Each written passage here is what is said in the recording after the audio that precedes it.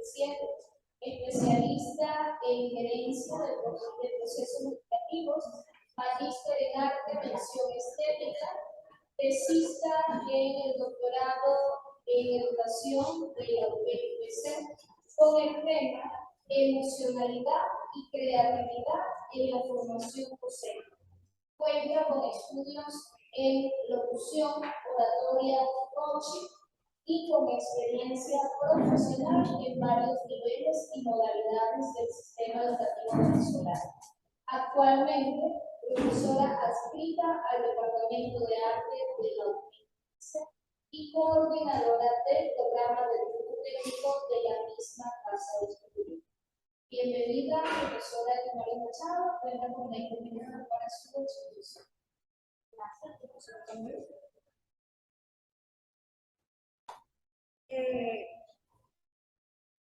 Para no divagar en las ideas, me voy a tomar la atribución de apoyarme en mi guión, ¿no? En mi caso, de las primeras cosas que aprendí en el campo de la estética, gracias a Nidia Tavares y Zaida García, es que está inmersa en todo. Que cada objeto, espacio, personas con las que nos vinculamos tiene su propia estética. Es un área en la que después de una maestría, como dice la profe Penélope, no me siento experta, estoy muy lejos de serlo y de querer serlo por aquello de que aprendemos todos los días algo nuevo, ¿no? Pero cuando me dijeron vienen las jornadas estéticas, yo dije quiero estar ahí nuevamente. Me informaron en ese momento, la temática es decisiones y soluciones estéticas. ¿Qué? ¿Con qué se come eso? Y la profesora Penélope me respondió sencillito.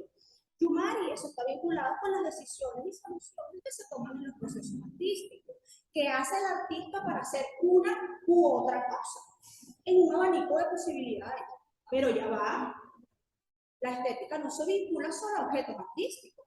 Tienes razón, pero ¿qué pasa en esos procesos? Puedes analizar una obra, el proceso creativo de un artista, ¿qué ocurre cuando haces o lees un plano de dibujo técnico, por ejemplo? Debo confesar que quedé bastante enredada con la temática. Luego la idea de la jornada se desdibujó con la llegada de la pandemia. Cuando se retoma a inicios de este año, ya con varios semestres en el doctorado y habiéndome leído unos cuantos textos en neurociencia, campo donde se encuentra ubicada mi tesis doctoral, y con la moda de agregar el prefijo neuro a casi todo, me pregunto, ¿habrá autores que hablen de neuroestética? Si la estética está presente en cualquier situación, tanto en procesos artísticos como cotidianos, en quien contempla una obra o quien decide un objeto u otro, ¿qué pasa en el cerebro en cada uno de estos procesos? De tomar decisiones y de generar soluciones estéticas. ¿Por qué y cómo se toman las diferentes decisiones? ¿Qué hace que el sujeto decida o solucione las situaciones de una manera determinada? Clic, este es el tema. Para dar respuesta a estas interrogantes, me propuse analizar los procesos cerebrales en la determinación de soluciones y toma de decisiones. La investigación se encuentra en proceso, es de tipo documental, en la que he seleccionado algunos modelos sobre las tomas de decisiones desarrolladas por neurocientíficos. Eso me lleva a buscar un primer acercamiento de qué es la neuroestética. Las decisiones y soluciones artísticas o cotidianas dependen en gran medida de lo que el sujeto considera bello, pintoresco, feo, grotesco o sublime. Pero esto es subjetivo y va a depender de la personalidad y subjetividad de la persona. Sin embargo, esto ha sido así desde comienzos de la humanidad, ya que el hombre siempre ha sentido placer o displacer con los objetos que les rodean, artísticos o no. Diversas investigaciones a lo largo de la historia han estudiado desde el arte, la psicología, la antropología, la sociología, los procesos creativos, de contemplación, su vinculación con el gusto y el placer o el displacer en la experiencia estética. Y hasta hace pocos años atrás se tenía la idea que arte y ciencia eran totalmente opuestos o desvinculados. Pero autores como Elda Cerrato, que lo manifestó ayer y que vaya por su palabra por delante, dicen que no, que sí hay ciertas vinculaciones entre el arte y la ciencia. Las múltiples investigaciones en el funcionamiento del cerebro y todo el sistema nervioso del ser humano surge hace pocas décadas. La neuroestética como un nuevo campo de investigación que tiene como propósito, en la medida de lo posible, explicar científicamente los procesos cerebrales en la experiencia estética, bien sea ante objetos artísticos o cotidianos. La neuroestética como tal es un campo de estudio relativamente nuevo. Sin embargo, algunos autores afirman que ya Aristóteles mostraba interés por el funcionamiento del cerebro y del corazón, atribuyéndole al cerebro la cualidad de refrigerador de la sangre y dándole al corazón la capacidad de dirigir emociones y movimientos con frases como el corazón es el continente del alma. Da Vinci da algunos avances al respecto a reconocer el papel clave del sentido de la visión y de la capacidad de integración localizada en el cerebro. Sus dibujos sobre el cráneo y ventrículos cerebrales son evidencia de ello. Kant aborda los principales problemas de la mente. Marx nos habla de un cerebro colectivo y así diversos autores han abordado temáticas sobre este órgano, sus características, funciones, particularidades desde la filosofía. Para asumir estos estudios desde lo científico con el prefijo neuro viene a raíz del surgimiento de la neurociencia, estudios que cobraron mayor auge en la década de los 80 del siglo pasado, pero que toma su definición formal a inicios de este siglo, donde es asumida como el estudio científico de las bases neuronales de la creación y la contemplación de una obra de arte. Hasta aquí pareciera que queda enmarcada en el estudio solo de objetos artísticos. Sin embargo, la estética empírica, donde se ubica la neuroestética, nos plantea que la experiencia estética se puede dar ante cualquier objeto artístico o cotidiano. En este sentido, la neuroestética es el estudio científico de las percepciones del arte o cualquier objeto que pueda dar lugar a una experiencia estética. El propósito de este campo de investigación es explicar y comprender las experiencias estéticas a nivel neurológico. Como ya he mencionado, la neurociencia es un área que en los últimos años ha tomado mucha relevancia, lo que algunos estudiosos del área llaman el cerebro está de moda o la moda del cerebro. Ha traído estudiosos de diversas disciplinas, incluyendo neurólogos, historiadores del arte, artistas y psicólogos.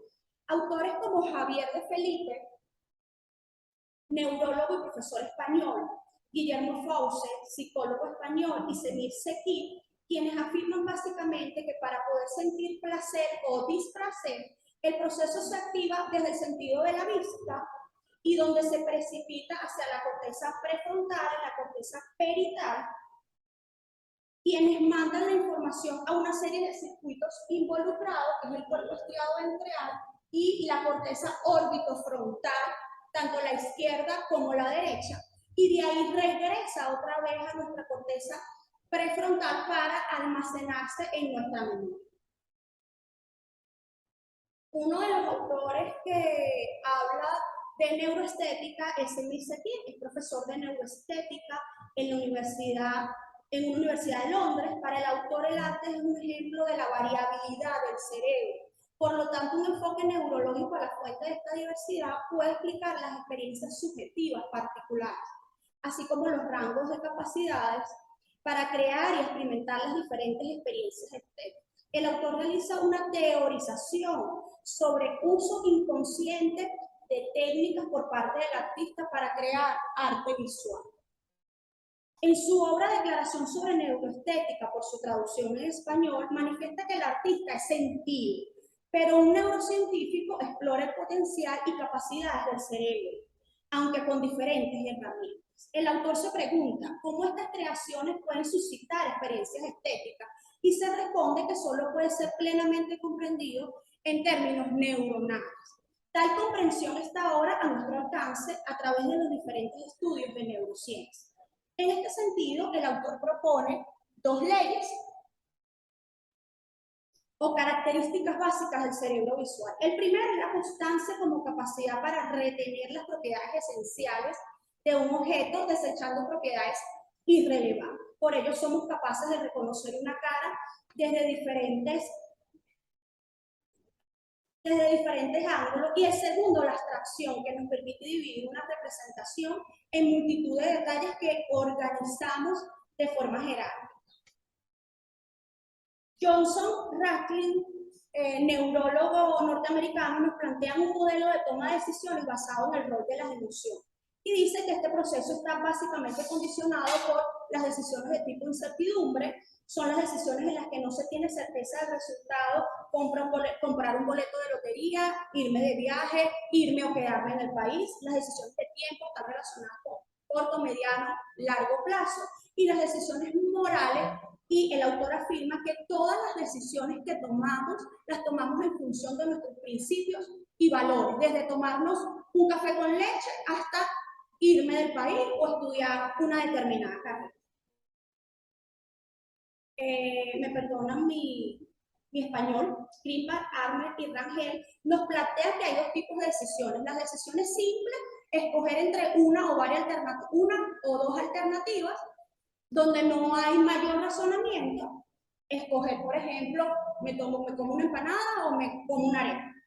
Y las decisiones perceptivas, que refieren al hecho de escoger una opción entre varias alternativas con base en la información sensorial disponible, como comprar una cobija, en donde se consideran elementos como el color, el grosor, la textura, elementos como el color, grosor, la textura, el peso, el tipo y la tela.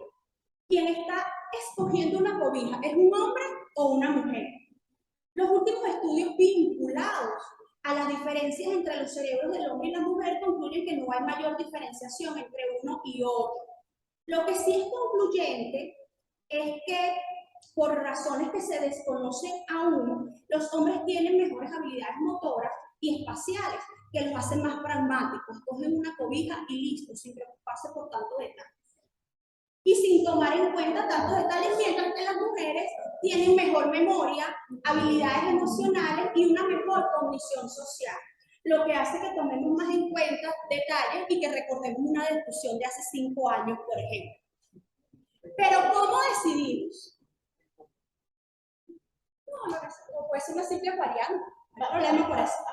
Las últimas investigaciones en este campo apuntan a que el proceso de decidir están inmersos en diferentes regiones del sistema nervioso central. El primero es el sistema práctico vinculado a la intuición, que lo hablaban ayer en una de las ponencias. Se produce en el sistema complejo amigdaliano, donde se regulan las emociones, aprendizaje emocional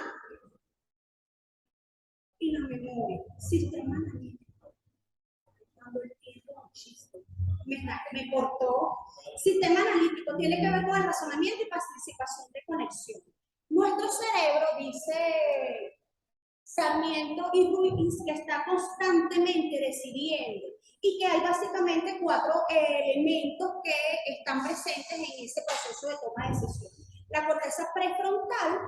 corteza prefrontal dorsolateral, tanto la izquierda como la derecha, porque si bien es cierto que usamos más la izquierda cuando racionamos, también hay una flexibilidad que se encuentra en nuestro cerebro creativo que también se pone de manifiesto cuando tomamos una decisión. El sistema amigdaliano o la amígdala cerebral, que nada tiene que ver con la amígdala bucal, es la que más regula nuestras emociones, y la corteza cingulada anterior, en esta se toman las decisiones en las que analizamos las consecuencias. Es cuando no lo hagas, si lo hagas, esa vocecita interna que tenemos allí se produce en la corteza cingulada anterior.